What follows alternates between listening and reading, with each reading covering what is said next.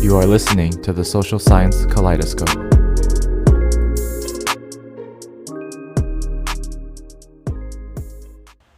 What's up, everyone? Welcome to another episode of the Social Science KLAI-descope.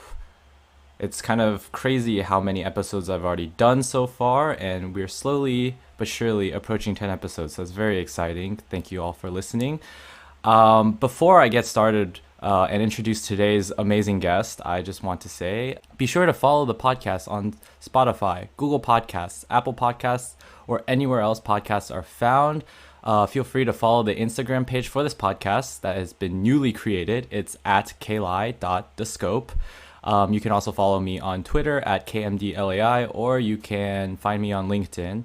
And yeah, those are all the socials I have to promote. Now, today's guest is someone that I met at the New York Fed. She is just a wonderful human being. She has done so much in terms of helping me figure out my life, but also contributed to a lot of important research work at the New York Fed, and also at her previous undergraduate institution. And so she's also just a really hard worker and just, how do I put it in one phrase? Probably ball of sunshine. It's Cindy Chung, everyone. What's Thank up? you, Kevin. Yeah. How have you been so far? It's been a while since I've like talked to you or seen you in person, I suppose. It's been good. I just finished winter quarter and now I'm officially on spring break, so I'm like super happy to be done with finals and all of that. But yeah, no, it's been great. And how are you? I'm doing well. Just the usual grind. Of like just like working and then I guess doing this. But it's been good. For those of us out there, some of us might know who you are, but for those of us that don't know who you are, could you please do a quick intro of yourself? Yeah, definitely. So, hi everyone. I'm Cindy. And so, as Kevin mentioned, I met him at the New York Fed. I started at my undergrad institution at the University of Chicago. I did a lot of exploration and totally happy to like talk about all the different subjects and just topics I wanted to learn. Ended up deciding on majoring in mathematics, statistics, and economics. And so after that, I worked as a management consultant at Accenture for 2 years, got to live in Chicago on the north side, super fun. Decided through that, loved the entire experience, and just realized that I would love to go further into academic research. And so that's what led me to the New York Fed. And so, yeah, after that, I ended up starting my PhD, which is what I'm doing right now. And I'm currently doing my economics PhD at Stanford GSB. Wow, what a journey. And yes, we will get into unpacking that journey because I think I find it very fascinating.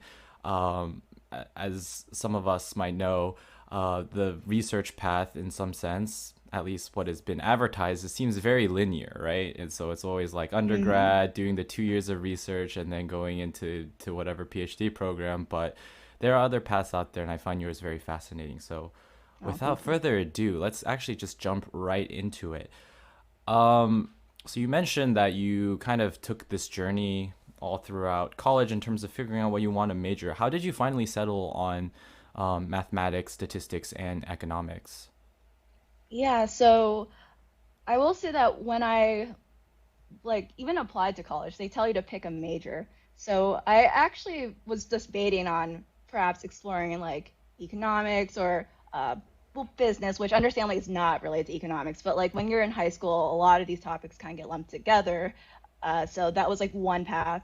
The other path that I ended up doing back in high school is more like on the sciences side. So I really loved biology, physics, chemistry, and was actually considering also not meaning to lump this all together, but I was considering a pre-med route.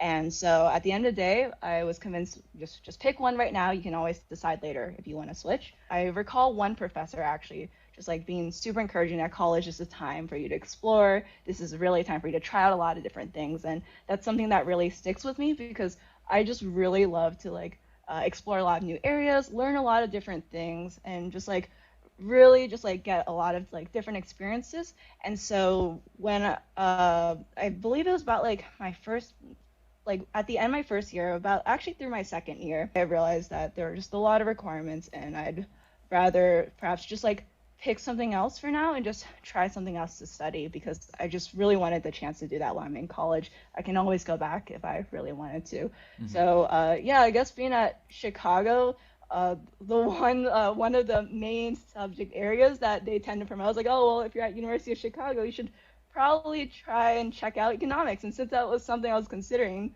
too, I was like, okay, sure, I might as well do that. So I did that, but at the same time, as I mentioned, like I've realized that I actually really enjoy like math and statistics. Both actually like end up being like different areas. Like one was like more say like both were like theory oriented, but like math especially like I really loved the like theory side of it, and that was incredible. Statistics that we ended up doing like a lot of like modeling and like computational stuff in addition to the theory. For myself, I did do like a bit of research. Like that was something that was always on my mind, but frankly, I actually was more industry focused in college, and like that's just like that was where my community was at. That was a lot of just like the peers I had, and that's just something I started looking at first. So I recall being I was in this financial markets program to start out with. I explored a bit of that. I like tried out like trading, thought it was cool, but I was like, okay, I'm not like settled on this, and I would like to try say other areas of industry. So I recall being in my fourth year and deciding that like okay like I might want to do a PhD. That was always in the back of my mind, but at the same time I was not like ready to say like I'm like again like still want to explore, Hmm. and that was sort of my mindset still. So I decided that I should just go into management consulting because a lot of people recommended, well, if you don't know what you want to do and you're still open to exploring more industry roles, try out management consulting. So like that's what I ended up doing for 2 years. I got to actually get a lot of exposure to a couple different industries. It was incredibly cool, but I realized at the end of the day, I still missed the like quantitative aspect of the work that comes with doing research Hmm. in economics. And in general, I do like enjoy like studying how the world works, how like people interact, and to like combine that with like using like quantitative like models to study it. It just sounded pretty cool to me, and just like seeing some friends like consider that route too was also encouraging. And so I remember I definitely had some support from some friends, and I definitely had people who just like were super encouraging, just like you should just go for it and try that. And that's actually how I found a New York Fed role. And so yeah, I just ended up applying. I got the offer, and next thing I knew, I was packing up everything and moving to New York. And that's how I got to meet a lot of amazing people like Kevin. And yeah, through that, that's actually where like I told myself that's how I'll find out if I really enjoy economics research. Like I liked what I studied in school, but like this is going to be like my like say like my deepest exposure to all these different areas in economics. Hmm. And it was through that that I realized that yeah, no, I really do enjoy this, and I'm like very, very happy with this path. And there's still lots of exploration to do within economics too. And for myself, I at the end of the day still want to continue exploring a lot of different areas, Hmm. but at least I've settled on a specific field. Right. And so yeah, that's how I ended up through this long path, realizing that I've got it narrowed down. I really do enjoy just being in the field of economics, Yeah. and that's how I ended up choosing it. Wow, going from pre-med to math to econ, and then Yeah. going from a very industry-focused mindset to a PhD. It's a quite big journey, and I think one of the things that one of the reasons why we get along so well is because of our desire for like options and openness. I definitely value having options. I think if I Yeah. were to choose any PhD, okay, this is already narrow minded in some sense, but if I were to choose any PhD, I would probably be economics because there's just a lot of options that I've seen from econ PhDs that have gone on to either academia, obviously, in a school, going to policy spaces. And so I just find, options to be a very cool thing. And I think, judging by the sound Yeah. of your journey, it sounds like more or less the same there. Yeah, like on one hand, it's also career options, but yeah, what also fascinated me, like just exploring economics, is also just like the like variety of different like areas within Hmm. economics that you could cover. I know that like there are some of my friends who like say weren't in the economics community, so understandably, when they think economics, they think, oh, money. And it's like it takes some discussion to say like, oh, well, no, like economics covers like a huge variety of topics. It's not necessarily like, well, yeah, like it's affiliated with money, but like perhaps they're thinking like GDP, monetary policy. Yeah, that's an incredible area of research. I myself like might be considering macro too, but like there's like some people are saying like education, health, labor, like different like industries that like might not be related specifically in monetary policy. So I think also just like the breadth of like different areas just like is incredible too. So I totally agree. It's just like there's like a vast like potential like variety of like options to explore in terms of like careers that like can combine with economics, but also just like the types of things you would study in economics. It's just like incredible. There's just so much to like Yeah. look at. Yeah, for sure. And yeah, so that's also another beauty of the field. So, you mentioned you did research in undergraduate. I'm actually kind of curious, what kind of research you did during your time at Chicago. In terms of the research component, so like I said, I actually explored a bit of math. So I actually did for a summer, I did a math research program. So like we took a lot of classes in different advanced mathematical areas, ranging from mathematical logic to like geometry, algebra, analysis. And so I would say that that was like my first exposure to just like delving into like thinking about like research in like an academic perspective. Mm, I've also like like I'd say like through classes that was something that helped me like get more exposure to like say like writing research papers. There was like a great like econometrics class that we took where like we partner up with someone, we had to think about our own original research, and then we like ended up writing a paper together.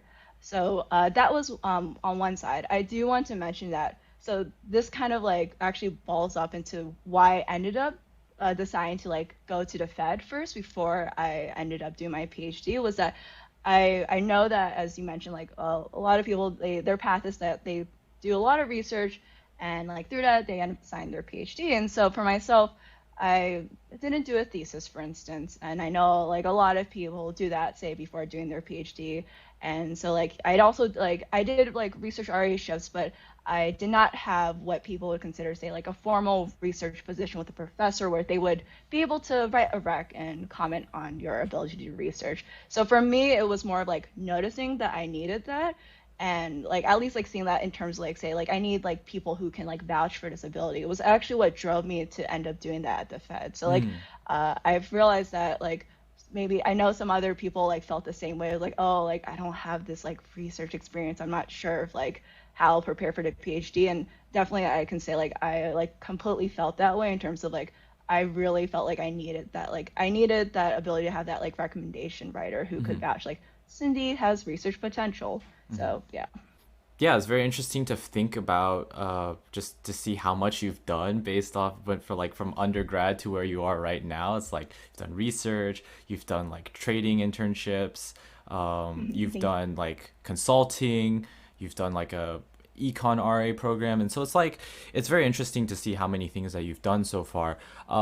And so I actually kind of just want to ask this question: how do you know when it's kind of time to like transition or when you want to try something new? Is it like when you're not learning as much from your current role? Is it more just like, I don't know, just an inherent feeling that you have, like maybe some spirit or dream was calling to you?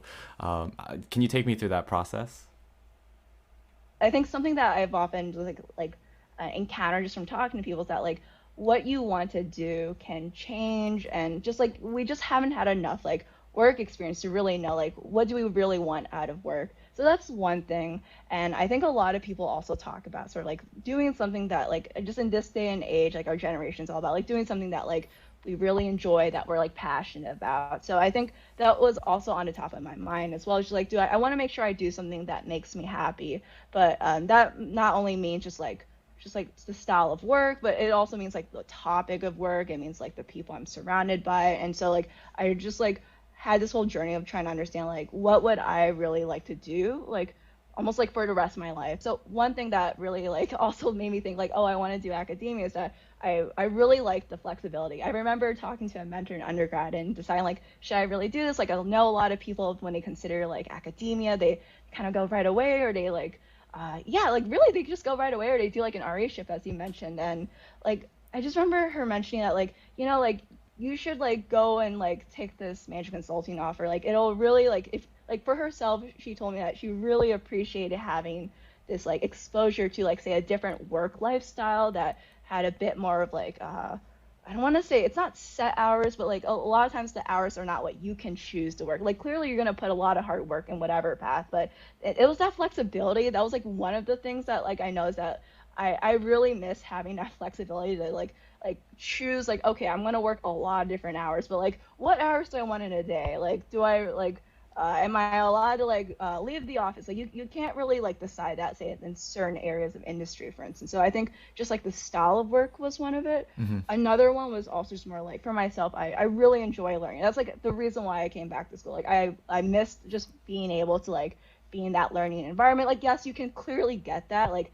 outside and like at the end of the day I told myself if like I realized like when I was applying to jobs that like I couldn't get the job. Like, okay, I will find my own way to learn, but it was also just for myself realizing that I like that's just something I've loved since college. I think it's also just like being more in tune with like, okay, like what do I want in life, but not only from like a work style perspective, but also like a topics Hmm. perspective. And also like at the end of the day, like I'm sure a lot of people relate, like we all want to like make some sort of impact and try to understand like what role do I want to play in terms of like making this impact, but also doing it in a way that I'm like I'm happy with and I'm living like a happy like a life that I'm happy with too. So Yeah, yeah. for sure, for sure. That's definitely important there. And so that kind of leads me to my next question. So after the consulting arc, if you will, when you were in New York and you were doing research there, what kind of research were you doing, and how did that inform, or give you ideas of what to study when in your current PhD program? Yeah, definitely. So I can actually talk about like two like main like areas of research that I specifically did at like while I was in my time at New York. Both of them were going to be in macro. So my first one will be like when I was at the Fed, I was split between two teams, the macro forecasting team as well as the international team. And so a lot of my work focused around forecasting macroeconomic indicators. Specifically, trade was one of the big ones, but GDP as well. And so just being there, I was exposed to a lot of people who played a role in thinking about monetary policy and like how our like results or just like how our general like work and research influences monetary policy. So that actually that definitely led to me thinking more about what sort of like interesting questions could be thought about in just the general area of monetary policy and just macro as a whole, just because like when we're like working with a lot of macroeconomists, you can like talk to them and get a sense of like, okay, what interests you, what excites you. So monetary policy as well as like say like macro international topics. Hmm. A lot of areas there, like I'm really hoping to explore them as like part of the set of areas I'd like to explore at Stanford. So that was one area of research I had a lot of exposure to. The other area was that on the side, I actually was doing research with Lord Belcamp at Columbia GSV, and a lot of the research we looked at was regarding the question of how data plays a role in the aggregate economy. So what I mean there is more like thinking about the digital age and how in this like digital age slash information age, a lot of what we do on like both like just like in her everyday processes and just like overall tends to be related to like data and like the big data trend too, for instance. But like for instance, like when we're on social media, a lot of our like data is there, and just like even like say when people are like pricing products, like there's a lot of data, like say when we're on like Amazon ordering and stuff. So like there's a lot of data like everywhere, and this tends to like say like feed into the more like aggregate level of like perhaps this could influence how we model like GDP, like what are the welfare impacts of like all these like digital transactions and digital innovations, as well as thinking about like, okay, could this like influence like monetary policy, for instance, or like general firm dynamics? When people think of that, they might think like data in terms of okay, like yeah, we use data in models, but what I mean is more of like a theoretical level. Mm. So when you think of like growth models, for instance, let's like model how like firm production is used through like capital inputs and Hmm. labor inputs. But Hmm. what if we thought about data as like a form of capital in Mm. this growth I model? see. So there are just different ways you can think about like how to incorporate data into these macroeconomic models. So that is an area that I would love to explore a lot at Stanford GSV. That's one of the main reasons why I actually was very, very excited to join Stanford GSB and like chose to go there is because I wanted to explore just the role of data, but more broadly also the role of like technology and the economics of technology, the I see. economics of the digital age. I do remember when you were also working on the paper, and I read the published draft of the paper, and it was really cool because it just kind of blew my mind in terms of how I thought about data as a potential input for some kind of outcome variable. So that be GDP, maybe it would be an input for a production function in a macro model. And so, that to me was really fascinating in terms of how data is used in that kind of analysis. Now I want to kind of pivot to your PhD life as of right now. You're within your first year at Stanford GSB, and I just want to ask, how's the program been so far? I'm really happy at the end of the day with my decision to like embark on this track of starting my PhD. And of course, being in a pandemic, it's not your typical first year experience. So there are some people who are on campus. I'm one of the people who chose to stay remote in Maryland. So I'm with my family and just like working remotely at home. And so I will say like in that sense, I didn't actually expect to like I expected I would like talk to people and work with people, but I was blown away with just like how amazing the community is. We will just be talking about assignments, and then all of a sudden we'll be thinking like, oh, maybe we should just like Zoom and just like talk about it over a video, and we'll just talk for like hours and just talk about like different conversations while we're also working on our projects. And that's something that like so like it kind of does remind me of the Cuban environment, sort of just like that ability to still have these sort of like great like conversations that like just like come up because you're just like in the middle of studying together, like working on something together, and just all of a sudden we just go off and talk about like fun random topics. And that was something that like blew my expectation. I was like, Mhm. wow, like I've gotten to meet so many friendly people and we've just had a lot of fun conversations. And yeah, so that's been great in terms of the community level. And just in terms of classes, yeah, as I mentioned, I'm in the GSB version of the economics PhD program. And so one of the key differences is just that we get a bit more like flexibility in terms of our requirements. So like you can say like waive out of like a econometrics class if you've had the experience. Say I think for maybe the first quarter, that's like a lot of what most people do. That's what I did. But like for instance, doing so, you can like say take an elective. So I ended up taking like game theory my first quarter. Mhm. But in doing so, like then like my second quarter, I took the usual like core micro macro metrics. But like having taken that like game theory background, I was able to take like another like fun elective. So I ended up taking like acid pricing, and that was my other like I guess like extra class where I could explore a Mhm. topic. So that's also been great, just like having still that variety of like areas to explore, and just like being able to have the exposure to like different areas of economics while also ensuring that I also like get the like core econ education too. Overall though, like all that being said, I'm just like really happy that I like end up making this choice, and that I'm like in this like I guess like on this new track of like PhD in academia, and that's Mhm. just something I've been grateful for. Yeah. Yeah, that's really cool to hear, and it seems like you've hit the ground running in terms of the classes you've been taking. It just seems like a lot so far, and so really happy for you there.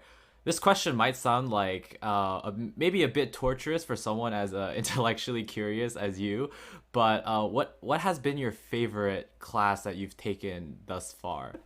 Oh, that is really hard. Yeah, because I can't choose. They're all, I enjoyed all of them. So, I'm gonna just start from there. I will say that, like, uh, I guess I've really enjoyed my macro class. I feel like it was I feel like in terms of the way it's been transitioned to from like in person to Zoom, that was like my first exposure of like that was like I think literally that was like the first lecture video that like got released in preparation for fall course. That was literally my first exposure to like Zoom education for like PhD life. And so I Hmm. think it helped that it was just such a I had such a good impression. Like I think literally for the video, the professor kind of like had a life size slide and just kind of stepped out of the slide. It's like welcome everyone, welcome to macro. Just like overall, like I don't know. I really it's like the small things in these videos. So like I really enjoyed how that class was taught, and I really enjoyed the content of it. And it helped that there were like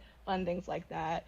I also really enjoyed the game theory class. Like the instructor just made game theory just like super interesting and super intuitive, and I could like it just like it was I was able to kind of like connect with like real life and think about like, oh, like how does game theory play a role in how I think about real life. And so I like really enjoyed that one too. Like all the classes have been good. It's hard to choose, but I'll stop there. Like those two have been good too. Okay, So so yeah. macro and game theory essentially.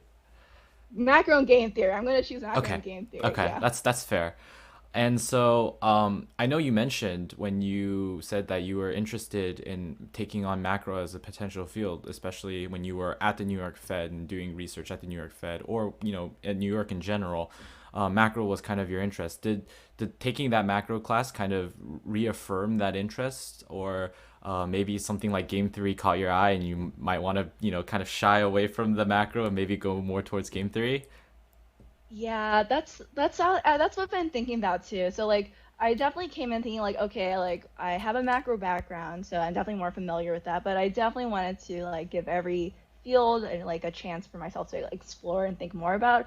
But after taking a macro class, I definitely think, oh, okay, this is actually like I really do enjoy what I've learned. So yeah, it definitely reaffirmed that like, okay, like I actually did intend to explore a lot, but perhaps this might be like a home for me. Hmm. But that being said, like yeah, like I loved game theory as well. For myself, it's more of like I really enjoy like all the different like just like models we learn, and I would love to like potentially like apply it to different areas. So like Mm, even if I don't actually go into game theory, I would love to just use those tools to like think about all these different topics right. too.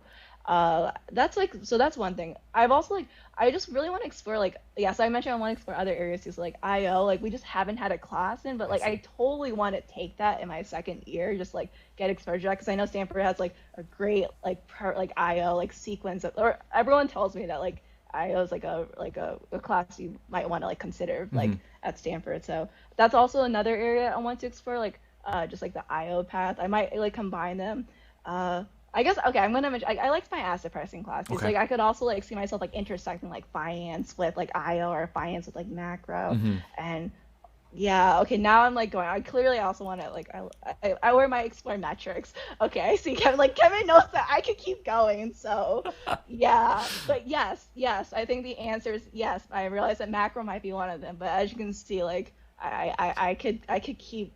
I feel like I've been trying to like explore each one of these different areas, and Right. then at the end of my maybe I don't know sometime in second year, I guess that's when you find out what you like really want to like commit to. Yeah. So Yeah. I will be doing that. Yeah. Okay.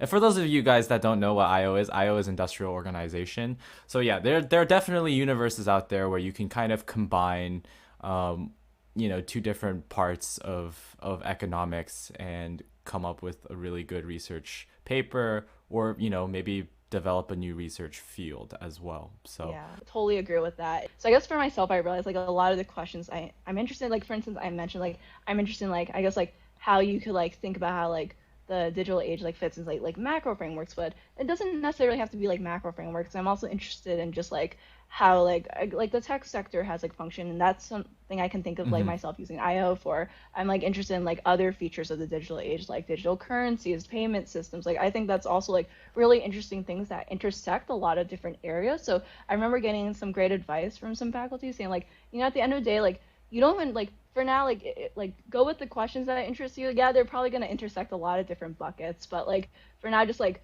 that's okay. Like you can figure out if you like have a bucket later, but you can combine different fields for now. Like they're yeah, they're like these are all dotted lines. And so yeah. like I also that's sort of what I'm going with. It's like okay, I don't need to like I'm clearly going to like intersect different Hmm. fields to like basically study these like interesting questions. Sure, sure, definitely. All for that. Not to add fuel to the fire, but you should also look into entrepreneurship, but Oh, true. as I like a haven't heard of field, that. Yeah, yeah. yeah. Um, and so you mentioned you've been talking to faculty as well. How's that, what has that been like in a virtual age? Yeah, that's so that's also something that's been nice about the GSB program. The student to faculty ratio is pretty low. Like there are only four of us in our cohort. So like there's just like I think that's something that they like mentioned like oh there are like a lot of different faculty you can talk to and uh like for myself like that's actually been true like and just in terms of like the support I've gotten from different faculty like I have one who like we talk every week and we just sort of like catch up about like my classes and my life, and incredibly grateful for his mentorship. And I also have like other faculty I like meet with, like say like once a month or once every several weeks, and they've all just been super supportive of me and just like checking with me like, oh, like so like what do I want to work on in terms of like say skills I want to build or just experiences. And I've been incredibly grateful for all of their mentorship, and I feel like that's just definitely made me feel more in tune with the community in terms of just like even though I'm not physically there, and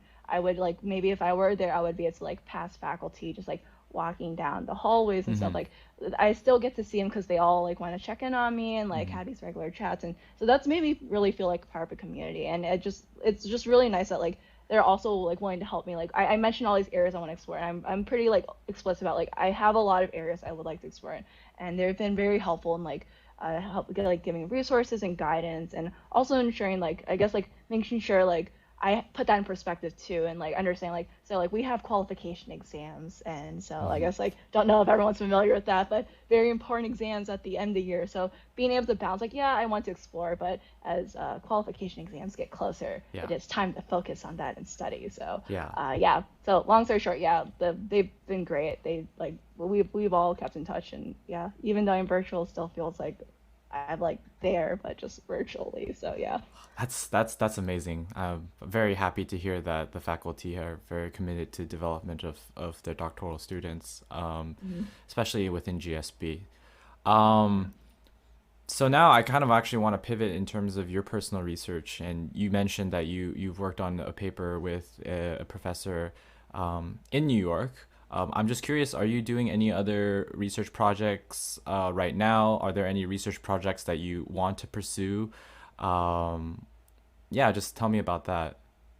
Yeah, so some of the advice we get for our first year has been to like I guess focus on classes and save research for the second year. But like given that I've already like you mentioned, like I have been like thinking about like certain research areas like prior to my PhD, that is something that I've been like that's still been on my mind. So Mm-hmm. I've highlighted that I'm like super interested in thinking about like the economics of tech and the economics of the digital age, and like all the different like all the different areas that could intersect with that. So in terms of like just like areas that I've been trying to like I guess like explore and like think about questions in, I've been thinking about like okay like there are all these different like digital currencies. Like there are a couple of countries where like they've been thinking about like having like central bank sponsored digital Right. currencies. So like that's been incredibly interesting to like follow and like think questions of for there. I know some of my like colleagues are interested in. So it's just been great to like kind of like talk to people and have this like share discussions and like think about questions there. So that's like one area. Definitely the one that's like currently like close to my heart because I've been like working on a paper, and so like yeah, thinking about how you can like model data in terms of like macroeconomic models. I've definitely had a lot of exposure to that. So it would be great to like continue that and think about like okay like we've already like kind of lined out. So like for context, I don't think I explicitly mentioned this paper, but so yeah, it's a paper commissioned by the Journal of Economic Literature, and so basically I've been able to have this expansive like overview of all these different topics, and so through that I'm like I've had all this different exposure, so I've been thinking about like, okay, like now I've seen all these different models that you can incorporate data in. Like, let me try and pursue that. Let me try and see like how would that work if I like went forth and try to incorporate data, say Mm-hmm. like a byproduct of like production models or like an Mm-hmm. intangible asset. Like, what would that actually look like? So those are also other questions I'm considering too. Cool. Sounds good. Yeah. So, I mean, it's still early in your career, but it's great to hear that you're thinking about all these things, and I definitely look forward to not only tracking but also read some of the future work that you might come out with in your years down the road, whether it be doing your PhD program, after your PhD program, whatever the case may be. Very excited to see how that turns out. It was great to hear all about your personal journey and how far you've come in terms of getting to where you are right now, and then your research interests as well, and your PhD experience is definitely it's definitely good to hear that you are in good hands, and you're still learning, and you sticking to kind of your lifetime goal of just learning as much as you can, and so that's beautiful to hear. So now I want to go on to something a little bit more fun about yourself. So I know that you are a big foodie, right? I can't Yeah. remember. You were Yelp Elite, right? When you were in New Oh. York? Yeah, no, I'm currently a Yelp Elite. It all like came about because yeah, I really love food, and I like felt like what's one would like I mean besides like going to the place and like eating there to support them, like I could also just like take pictures and write reviews to support Yeah. them. So Yeah. over time that ended up being a Yelp Elite too. But yes, like you are correct. I'm a foodie and That is all of that. That's wonderful. So I have a couple food related questions for you. And try to answer off the top of your head. Some of these questions might be a little bit difficult. But No we'll problem. give it a go here. So first question is, what is your favorite food neighborhood in New York City? Oh, that is really difficult. I really like a lot of the neighborhoods in Queens. So like Flushing clearly has incredible food. I love Jackson Heights food. Mm, And of course, like I lived in Brooklyn for those 2 years, so I can't forget like my Brooklyn neighborhood. So I loved Sunset Park, okay. incredible food there, and I wanted to like go further, explore more of Bensonhurst too. That was a lot of different ones, but like I can't choose between them. Okay. So basically, Sunset Park, Chinatown, Jackson Heights, Flushing. We'll just go with that as a set of four answers. Also Sure. K Town. Sorry. Don't forget K-Town. You can't forget K-Town. Yeah, All right, so let's do five. Let's do we'll five. go with those five. Yes. Is there a restaurant that you frequent in New York City? Oh, oh yes. I will say that my go-to is one I found in Manhattan, Chinatown. It is a Hong Kong cafe. It's called Kevin knows it's Kong Sik Tong, Yeah. and it's super good. I remember that. I mean, a lot of the Hong Kong cafes there are super good. So I will say the main reason why I had this bias is I think it was like the first one out of all of them that I went to, and I just remember like sitting down and like trying some of their food. And I just remember eating it and going, "Oh my gosh, this is so good!" And so I literally went back the next day, ordered exact same dishes, and I still think I still like ordered them. And I remember I've like brought a bunch of people, and like Kevin and I have made trips to there too. But yes, like I will say like Kong Sik Tong is the one that I have frequented the most. Okay, cool. Um, so when you were in Chicago, is there a noteworthy restaurant that you frequented in Chicago? Yes, I there were a couple, but if I had to choose one that's like currently standing out in my mind, Crisp is super good. And they have these like really giant Korean fried chickens that are like they're like giant drumsticks and just actually they're mainly known for wings, but those are so good. I lived like 15 minutes away from that after college when I was like working, and Uh-huh. I just remember I would like frequent there just to get the chicken and I come back, get some rice, like eat on my couch. Ugh, good times. Or I would just like go there and bring friends. So yeah, definitely gonna give a shout out to that Okay, one. cool. Um, Fourth question here. What would you consider your comfort food? What is comfort food to you? Yeah, I'd say comfort food is for myself. I've thought about this too, because like everyone has a different definition for it. So at this point, I've just narrowed it down to like it's food that like I eat growing up that gives me like that nice nostalgic feeling of like my childhood.